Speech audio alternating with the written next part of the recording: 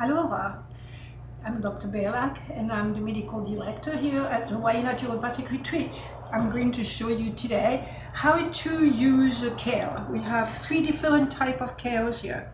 So this is curly kale, this is a dinosaur kale, and this is another type of kale. So this one has a red stem, so I really like to get this one. So the problem with the kale to eat it raw is that it has those very hard stems. So I'm going to show you a couple of things that we can do with the stem. So for this one, for the dinosaur stem, I'm just going to remove just this hard part here, and I'm going to put it in the side in our bucket for our broth, for our vegetable broth. Now, there are two things you can do with this one. You can just strip it like this, or you can just cut it. But I think stripping it with your hands is probably the easiest way to deal with it. And then same with this one here. Just strip it, and then here the hardest part is staying there. So it depends what we are going to do with it. So this goes into this bucket here.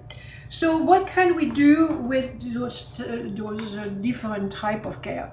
So this one, there are two things that I like to do with this one.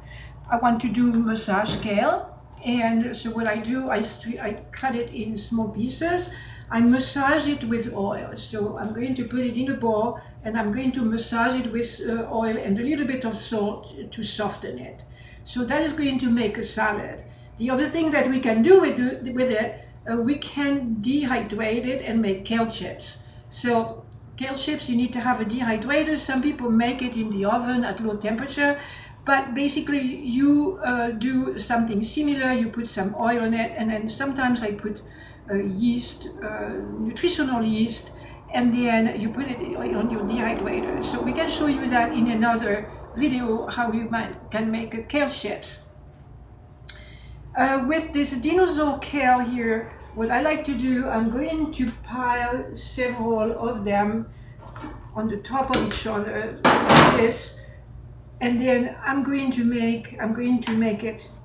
roll it like this, and I'm going to chiffonade it, okay? And then I'm going to cook it with a little bit of broth, and then you can add garlic when it is done.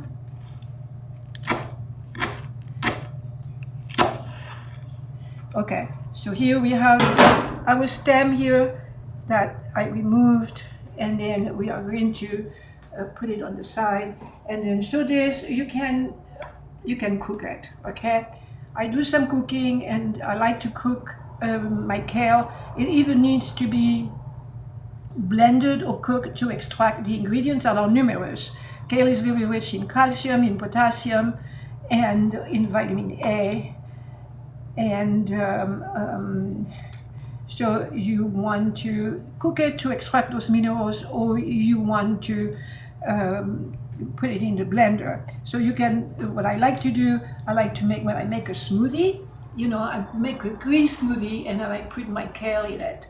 And then I add some local and seasonal fruits, if it is pineapple or banana is always in season here. So you add some fruits and you add your kale. This is a nice way to eat kale.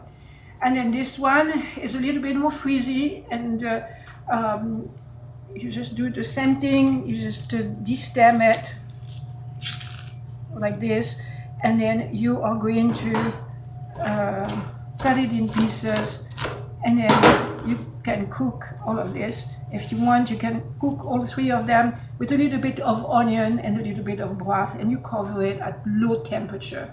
And that's probably good enough. So eat a lot of kale, okay? Kale is a very good vegetable, and then it's going to give you a lot of strength. Thank you.